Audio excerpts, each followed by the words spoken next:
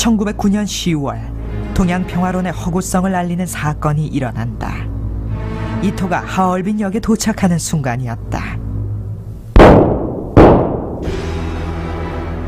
총성과 함께 이토는 쓰러졌다.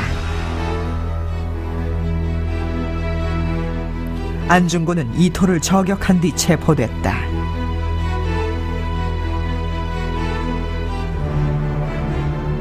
당시 이완용은 안중근을 맹렬히 비난하며 조문사절단을 조직해 시신이 있던 중국 대련으로 달려갔다.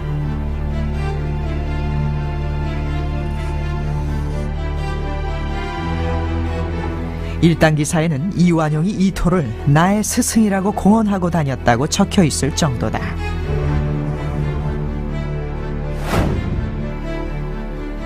그해 12월 22일 오전 11시 30분 이완용도 심판대에 올랐다. 지금의 명동 성당인 종현 카톨릭 성당 앞에 이완용이 모습을 드러냈다. 누군가 벨기에 황제의 추도식에 참석하고 나오는 이완용을 노려보고 있었다. 이윽고 20대 청년이 이완용에게 향했다. 청년은 단칼에 인력거꾼을 쓰러뜨리고 이완용의 왼쪽 어깨를 찔렀다. 현장에서 체포된 청년은 23살의 이재명이었다. 이완용은 치명상을 입고도 살아남았다.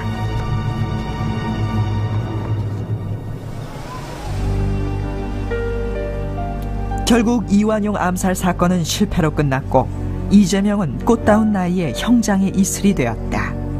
그러나 이재명은 죽어서도 사라진 게 아니었다. 이완용이 살아있는 동안 그를 제거하려는 수많은 이재명이 있었다. 무심한 세월 속에 누구도 기억하지 않는 그날의 사건 현장입니다. 이곳에서 이완용을 찔렀던 이재명 의사는 한일 합방 조약이 체결된 1910년 암살 미수범으로 처형됐습니다. 형장의 이슬로 생을 마치기 전 이재명 의사는 일본인들로 둘러싸인 재판정에서 이완용이 저지른 죄목을 당당하게 밝혔습니다.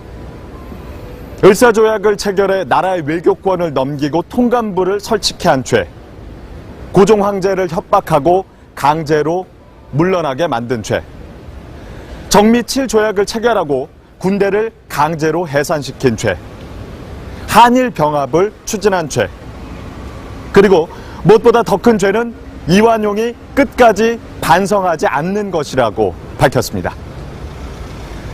20대의 푸르른 젊음까지 죽음으로 내몰았던 이완용이 마지막 순간까지 붙잡고 있었던 것은 대체 무엇이었을까요? 1909년 10월 동양 평화론의 허구성을 알리는 사건이 일어난다. 이토가 하얼빈역에 도착하는 순간이었다. 총성과 함께 이토는 쓰러졌다. 안중근은 이토를 저격한 뒤 체포됐다.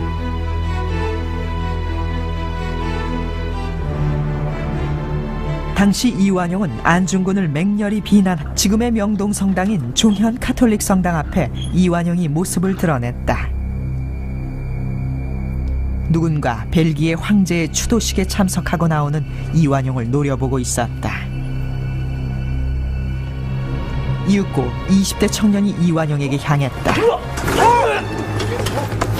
청년은 단칼에 인력거꾼을 쓰러뜨리고 이완용의 왼쪽 어깨를 찔렀다. 현장에서 체포된 청년은 23살의 이재명이며 조문사절단을 조직해 시신이 있던 중국 대련으로 달려갔다.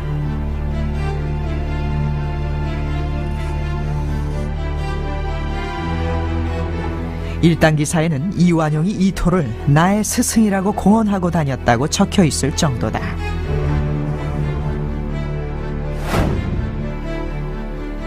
그해 12월 22일 오전 11시 30분 이완용도 심판대에 올랐다.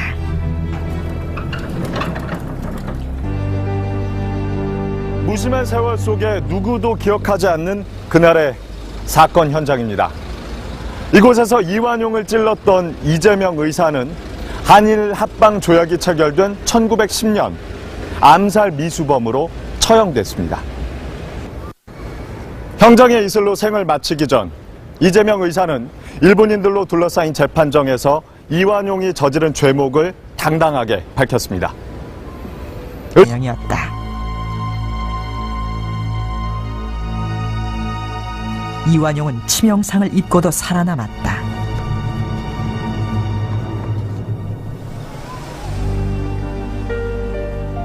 결국 이완용 암살 사건은 실패로 끝났고 이재명은 꽃다운 나이에 형장의 이슬이 되었다.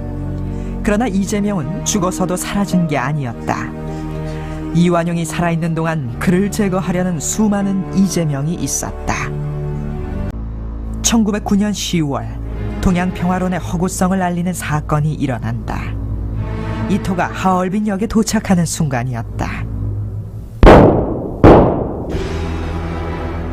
총성과 함께 이토는 쓰러졌다. 안중근은 이토를 저격한 뒤 체포됐다.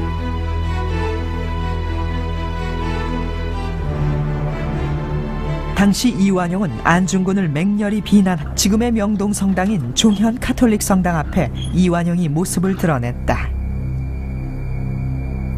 누군가 벨기에 황제의 추도식에 참석하고 나오는 이완용을 노려보고 있었다.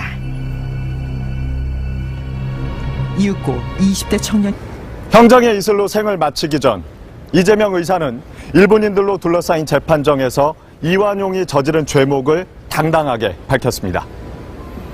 을사조약을 체결해 나라의 외교권을 넘기고 통감부를 설치케 한 죄, 고종 황제를 협박하고 강제로 물러나게 만든 죄, 정미 7조약을 체결하고 군대를 강제로 해산시킨 죄, 한일 병합을 추진한 죄, 그리고 무엇보다 더 큰 죄는 이완용이 끝까지 반성하지 않는 것이라고 밝혔습니다.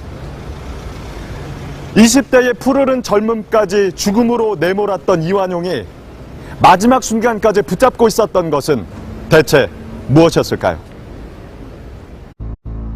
1909년 10월 동양평화론의 허구성을 알리는 사건이 일어난다. 이토가 하얼빈역에 도착하는 순간이었다. 총성과 함께 이토는 쓰러졌다. 안중근은 이토를 저격한 뒤 체포됐다.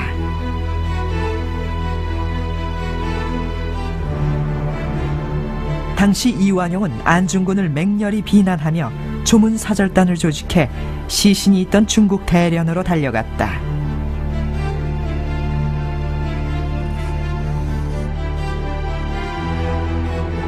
일당 기사에는 이완용이 이토를 나의 스승이라고 공언하고 다녔다고 적혀 있을 정도다.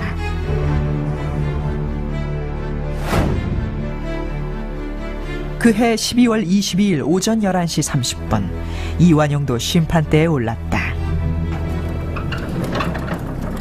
지금의 명동 성당인 종현 카톨릭 성당 앞에 이완용이 모습을 드러냈다. 누군가 벨기에 황제의 추도식에 참석하고 나오는 이완용을 노려보고 있었다. 이윽고 20대 청년이 이완용에게 향했다. 청년은 단칼에 인력거꾼을 쓰러뜨리고 이완용의 왼쪽 어깨를 찔렀다.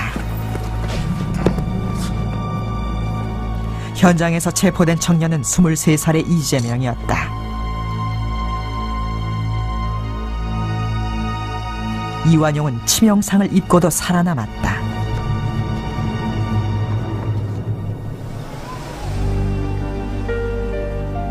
결국 이완용 암살 사건은 실패로 끝났고 이재명은 꽃다운 나이에 형장의 이슬이 되었다. 그러나 이재명은 죽어서도 사라진 게 아니었다. 이완용이 살아있는 동안 그를 제거하려는 수많은 이재명이 있었다. 무심한 세월 속에 누구도 기억하지 않는 그날의 사건 현장입니다. 이곳에서 이완용을 찔렀던 이재명 의사는 한일 합방 조약이 체결된 1910년 암살 미수범으로 처형됐습니다.